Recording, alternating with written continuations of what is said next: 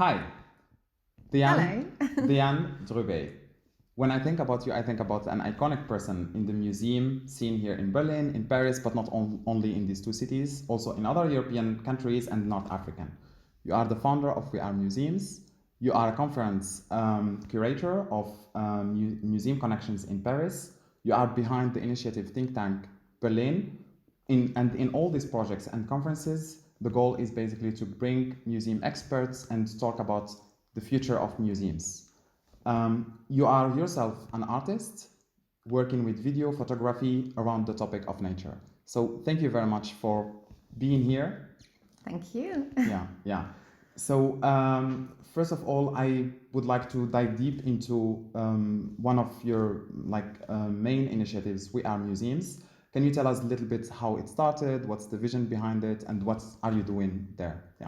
Well, if we actually just take the list of the different projects that you just mentioned, you will understand that what is very important for me is to gather the people around one topic. And I really believe that by meeting these people and asking them to think and to share and to debate and to discuss and to work together, beautiful things can happen. So I always try with different communities, I always try to gather the people. So when I actually started to work on We Are Museums, I was living in Lithuania, in Vilnius, and I was basically in different scenes, like the artist scene, I was in the fashion scene, I was in the museum scene, and I just realized that all these people were actually having one same goal, but they were not working together. And of course, I was also a lot in the new technology and digital team, because that's my job.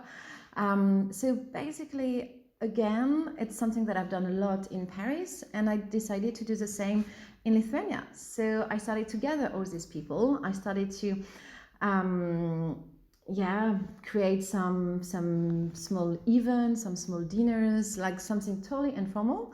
And step by step, I realized that the community and the need was so huge that I actually created a conference around it. So this was 7 or 8 years ago. And basically, I realized that the need was not just local, but it was also regional and international.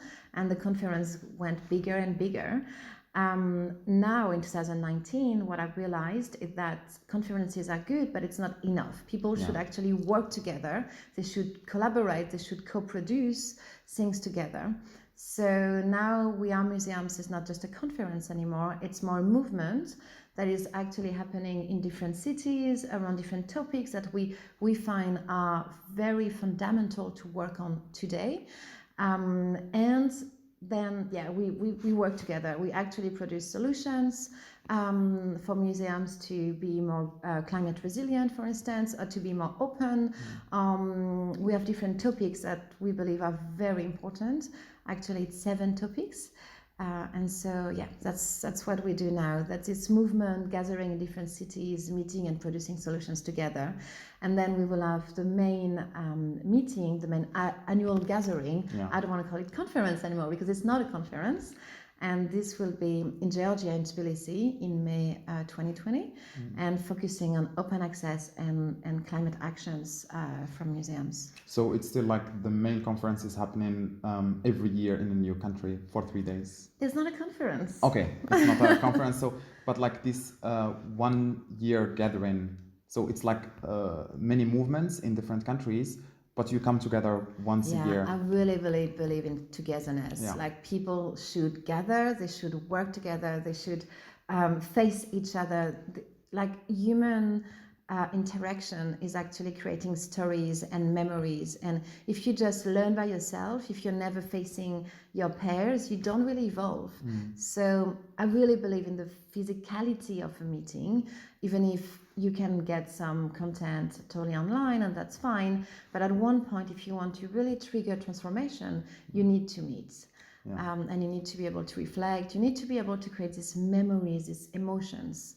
So we will still have one gathering that will be a mix between a hackathon and a design sprint, and then having a opening up the solutions to a wider audience. So it's really hands-on formats, actually. So still one gathering, definitely, but not a conference anymore. Okay, cool.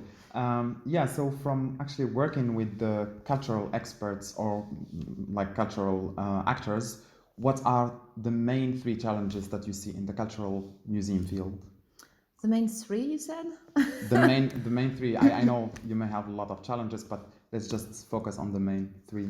Yeah. So I really, really believe that museums should open up, and it's something that were not really needed before because society find other ways and places to actually be together and access some content.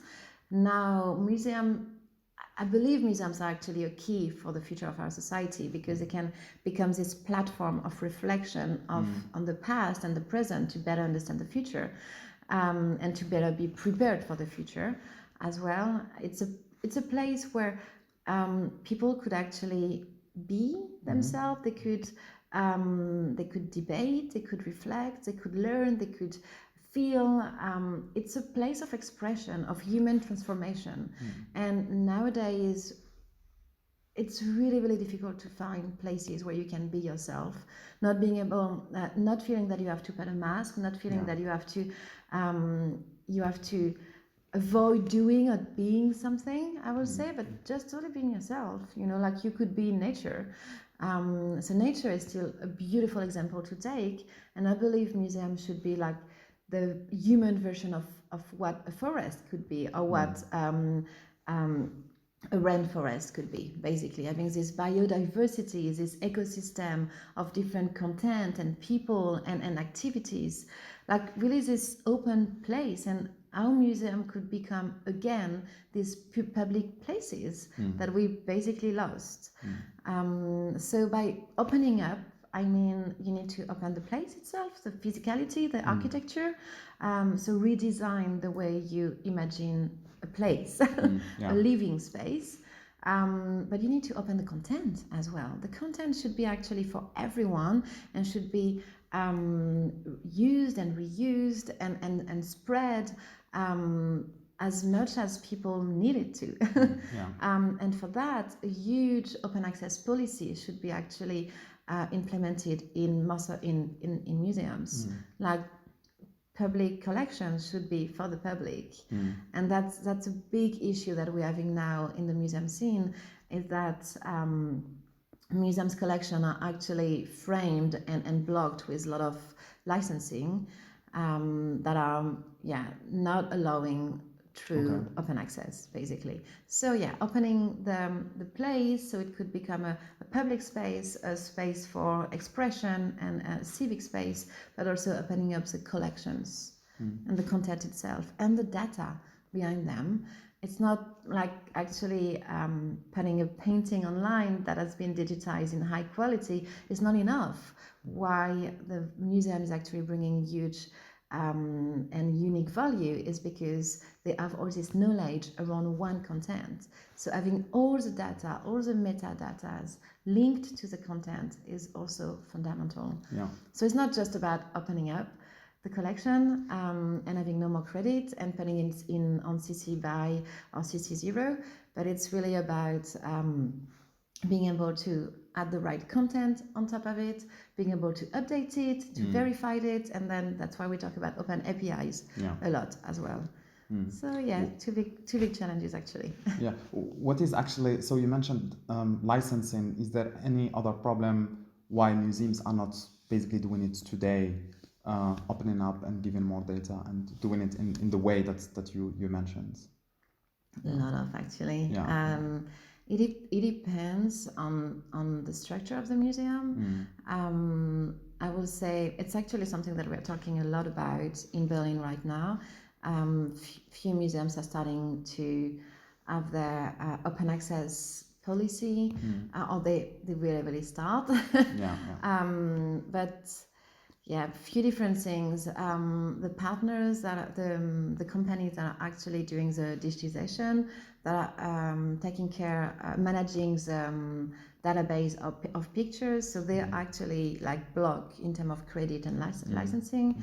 Then the storage, being able to store big quantity and big quality That's also another issue. It's money, and it's also a lot of waste in terms of energy.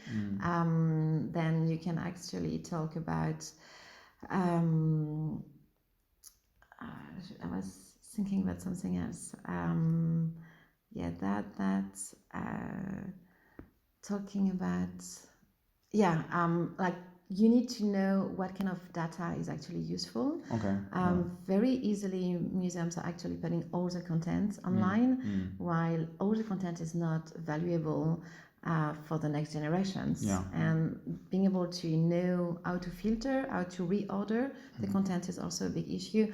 And again, like a lot of people started their digitization 10 years ago. Now the formats are not relevant anymore, and they're not useful anymore. Yeah. So how do you create a sustainable database of content, and that could be open and reused in the next by the next generation? That's a huge question as well. It's we actually face a lot of licensing problem, a lot of data trash, and a lot of outdated content as well.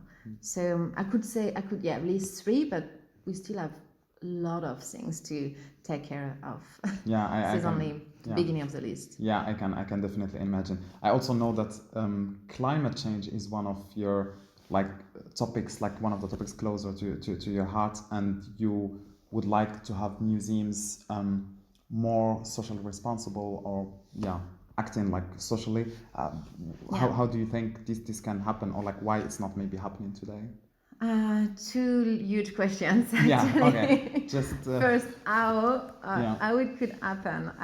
We actually dedicated half of the topic of the last gathering in Katowice in Poland in May this year around the climate issue, and trying to understand how museum could collaborate with themselves. In the building, with the employees, with the neighbors, with the local communities, with civic entities as well, and as a big network. And after this big gathering, we actually started a new series of events called Museum Facing Extinction, in partnership with EIT Climate Kick.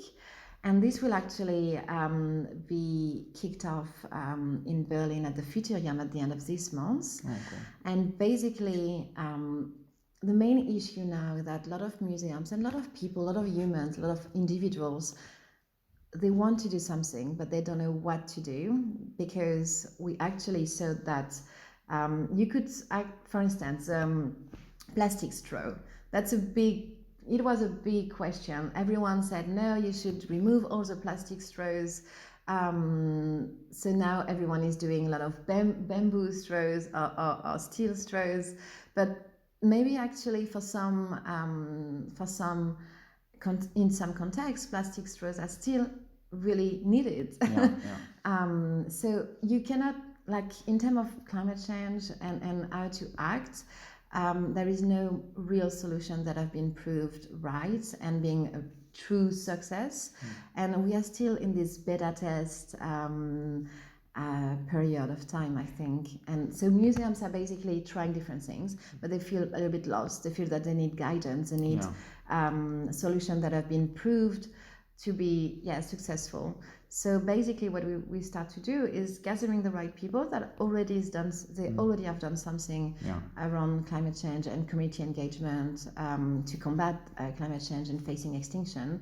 And together we will, again, the togetherness is very important. Together we will create solutions. I'm not really clear on that, but it's really about so how to do it. Ask the people around that already have done it. Try to apply it to your own museum or to your own life. See if it's working for you or not, because forcing something is a very difficult things to do. So it should be more natural and made in an organic way, I will say. And then find your right solution, your own solution. So what we are trying to do now is to provide this database of solutions, basically. Cool. Yeah. So how do you actually see the museums of the future? What's your vision for the museum? See, I've been working for 15 years on this topic already. So that's why I'm asking you this question. It's a huge question. I will say that museums are fundamental places for the next generations and for the society. In the future, there should be this heartbeat or this open agora where people can reflect, like I said, understand the past, being more benevolent and more aware of what's happening in the present, to better be prepared for the future. And museums are these kind of places. They are these kind of platforms. They are this kind of acceleration of human transformation, human evolution, basically. So I believe museums, like culture and art, should be at the center of everyone's life. Yeah. So I won't be able to tell you exactly. So maybe it's like a lens or something that is connected to your neural network that will be actually linked to the full database of human heritage. Maybe it's actually a place that will be a place dedicated to culture, art, and museum in everyone's home, and school and municipalities and libraries. Or parks. I don't know yet, but I think museums should be everywhere and available for everyone, not depending on their culture, on their age, on where they actually live. Everyone should be able to have access to this kind of knowledge. However, it should not be made in a global way, because everyone is understanding culture in a different way and is taking something from heritage in a different way as well. Like, so locally, individually, everyone should have their own museum, I will say. So being able to curate your own museum, thanks to the availability of global heritage, should be the goal of the future, I believe. If it's clear enough. yeah, definitely. Do you have any last word actually for our audience, to give any advice to people, young people who are watching us, art tech people who are watching us?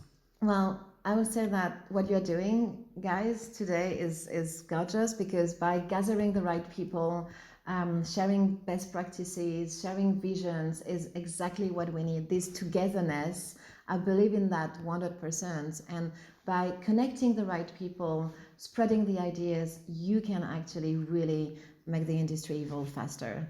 So thank you for doing what you do. Yeah, and thank you very much. Really, we have a huge admiration for what you are doing.